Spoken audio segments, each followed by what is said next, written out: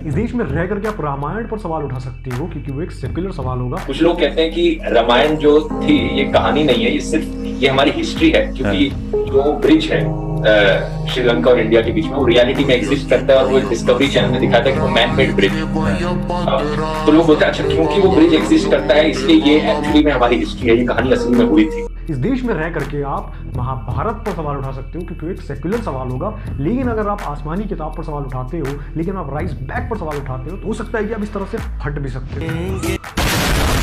मर गया मादर ला ला ला ला ला। जी हाँ, कुछ इस तरह से ही बात कर रहा हूँ मैं। है रहस्य ताजमहल का। आखिर क्या छिपा है ताजमहल के उन 22 बंद दरवाजों के पीछे?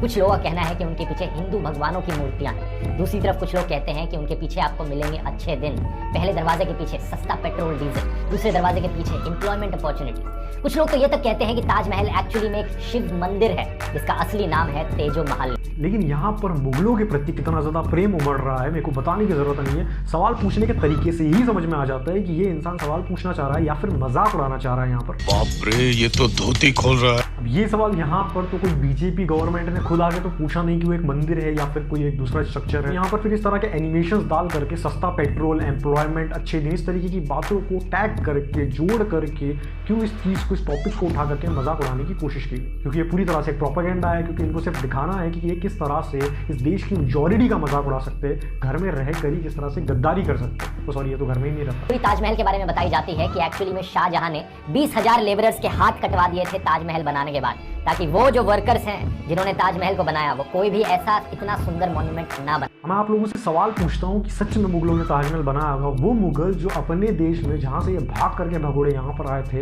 उस जगह पर अफगानिस्तान, सीरिया में, ये आज तक इस मॉडर्न टाइम में टॉयलेट तक नहीं बना पाए, तो ये लोग यहाँ पे आके इस तरह के भव्य स्ट्रक्चर्स बना देंगे, मतलब ताजमहल बना देंगे, वो भी यहाँ पर रहकर। कुछ इस तरह के दिखते थे ये, तो आप सोच लो ये ताजमहल बनाएंगे। और सिर्फ ताजमहल ही नहीं, इसके पहले भी कुतुब मीनार को लेकर के हैदराबाद में जो स्थित है वहाँ पर भी कॉन्ट्रोवर्सी क्रिएट हुई है, जिसमें इस तरह के मॉन्यूमेंट्स पाए गए कि वहाँ पर संस्कृत लैंग्वेज में कुछ लिखा था और मंदिरों में जो स्ट्रक्चर्स बने हुए उस तरह के स्ट्रक्चर्स उसमें पाया गया। तो आप कैसे कह सकते हो कि ये सारी चीजें मुगलों ने बनाई है, वो भी एक आसमानी किताब को एक प्रेरणा मानकर। यहाँ की और भी बीवियां थी जैसे कि कंदाहारी महल और अकबराबादी महल, लेकिन कोर्ट हिस्टोरियंस के अकॉर्डिंग एक्चुअली में जो मैरिजेस थी ये पॉलिटिकल अलायंसेस के तौर पर कहने के लिए मैरिज थी। पॉलिटिकल अलायंसेस बनाए रखने के लिए शादियां करी गई। एक्चुअली में शाहजहां के अंदर जो डीप अफेक्शन थी, जो उनके अंदर प्यार था, वो मुमताज के लिए कहीं ज्यादा था उनकी और बीवियों के कंपैरिजन। रिलेशनशिप डीप इफेक्टेड प्यार यहाँ पर शाहजहां अपनी बीवी से करता था, यानी मुमताज से करता था। ये डीप इफेक्टेड प्यार है या फिर एक हवस है, मैं आप लोगों से पूछता हूँ। ये उसी तरह का प्यार है जो सिर्फ एक जगह उमड़ करके आता है। मुमताज इतनी परेशान हो गई थी कि वो 14वें बच्चे को जन्म देते देते उन्होंने अपनी जान तक दे दी,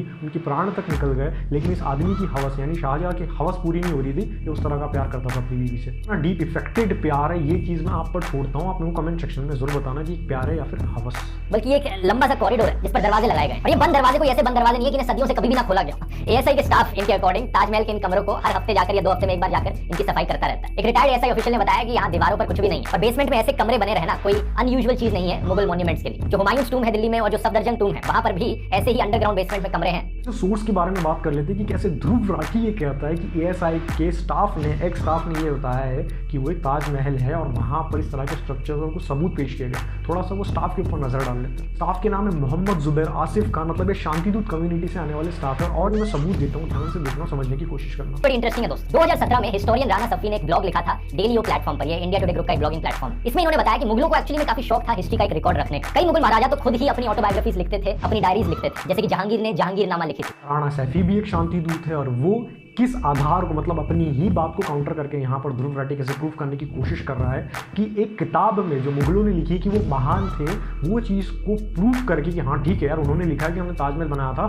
तो इस इंसान ने मान लिया। कल चल के अगर वो मुगल लिख देते, कोई किताब मिल जाती है कि राम से तो हमने बनाया था, हम ही तो थे राम से तो बनाने वाले, तो उस चीज़ को भी मान लेगा। लेकिन अगर कोई स्ट्रक्चर हज़ारों सालों से वहाँ खड़ा है, जिसको नासा भी मानता है कि वो स्ट्रक्चर कोई नॉर्मल या नेचुरल स्ट्रक्चर नहीं है, तो उस चीज़ के ऊपर ये लोग सवाल उठाते हैं। लेकिन मुगलों की लिखी हुई बाबरनामा हो गई या फिर दूसरी चीज़ें जहांगीर महान हो, ये लोग प्रूफ मानते कि हाँ सच में वो होगा। तो इनका दोगलापन आप खुद सोच सकते हो और समझने की कोशिश कर सकते हो। इस लेवल का लोगों का दिमाग गुमराह करते हैं। और आप लोग क्या सोचते हो उस पूरी वीडियो से रिलेटेड मेरे को कमेंट सेक्शन में जरूर बताओ। अगर आपको वीडियो अच्छा लगा तो लाइक करें, सब्सक्राइब करें मेरे चैनल को। बहुत बहुत धन्यवाद इस पूरी वीडियो को एंड तक देखने का। This is Kartik from trends of living. अगली वीडियो में जय।